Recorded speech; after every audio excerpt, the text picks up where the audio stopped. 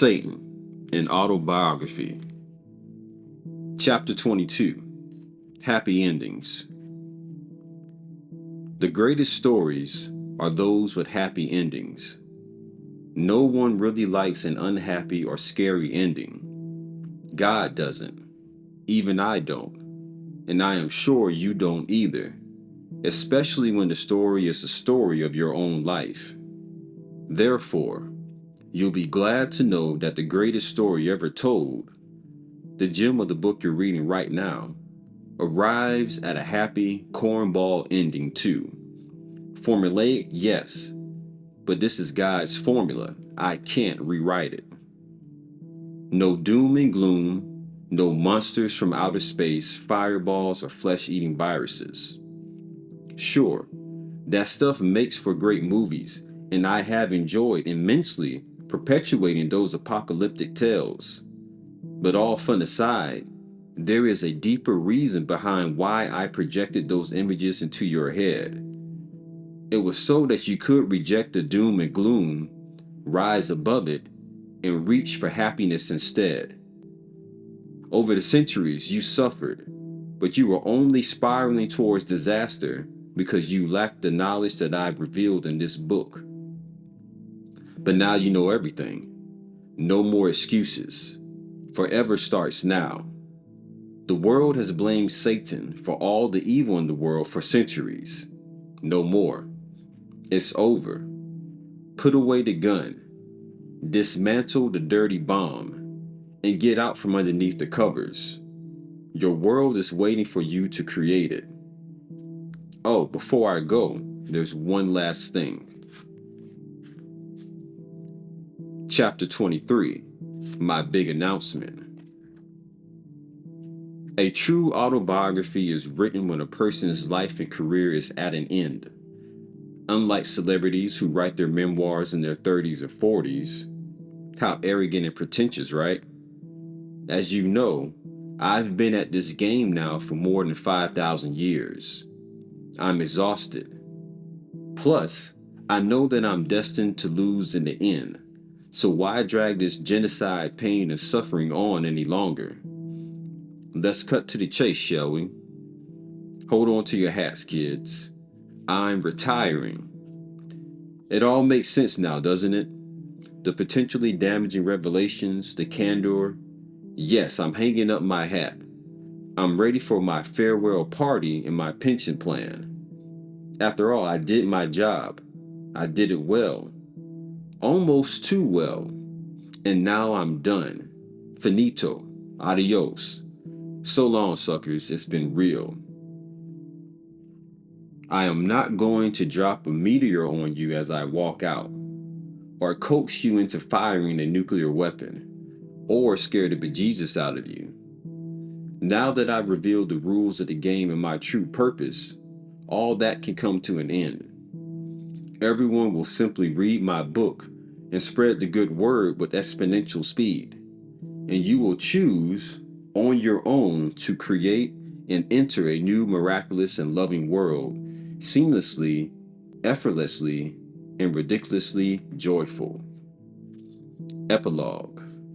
A final confession. Psst, come a little closer. I've got a secret for you. You want to know how I got my job? And this is a quote.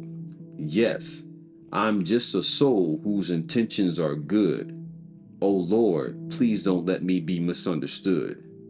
The animals. Sorry, I couldn't help myself. I am not a soul. I am an angel, and despite appearances, my intentions have always been good. They still are. So what's a nice angel like me doing in a God-forsaken place like this? I ate from the apple first. Yet before Adam and Eve took their bite, I took mine.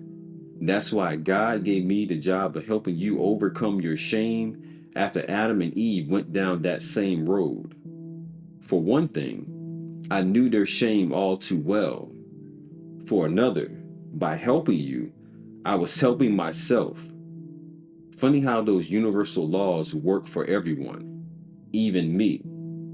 And now with a little help from you, I can enjoy the world as it was always intended to be. Thanks for hearing me out, and enjoy. Okay, that officially brings us to the end of the book Satan and Autobiography. I'm glad that I came across this, and I'm glad that I came across this early in my spiritual journey.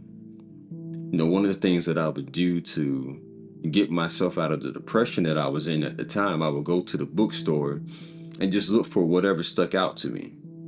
And sitting on the bookshelf in, I guess, the mysticism area was this book, Satan, an Autobiography. And you have Satan in bright red letters amidst a black and white picture of some flames. Now, most people, they'll see something about Satan and they'll be afraid. They don't want to have anything to do with it. But for me, it kind of like piqued my curiosity. So what's this about? And I'm glad I picked it up. Because now that I know, and that you know as well from listening to these chapters, that Satan is only your ego and is only there as a tool for you to get better. Without challenges in life, there is nothing to push you forward into the best version of yourself. So that's why God has this set up. This entire thing is to get you to remember who you are and to move into what your higher purpose may be. And that's going to be different for everyone.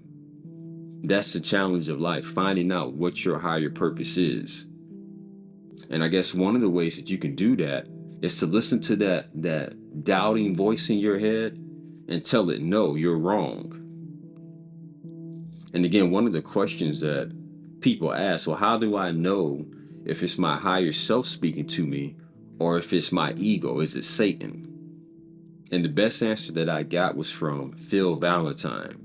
He said, your higher self, your true self, speaks to you in a whisper. Your ego yells at you. It's always a loud voice in your head. So the task is to be able to discern, well, is this my ego or is this my higher self?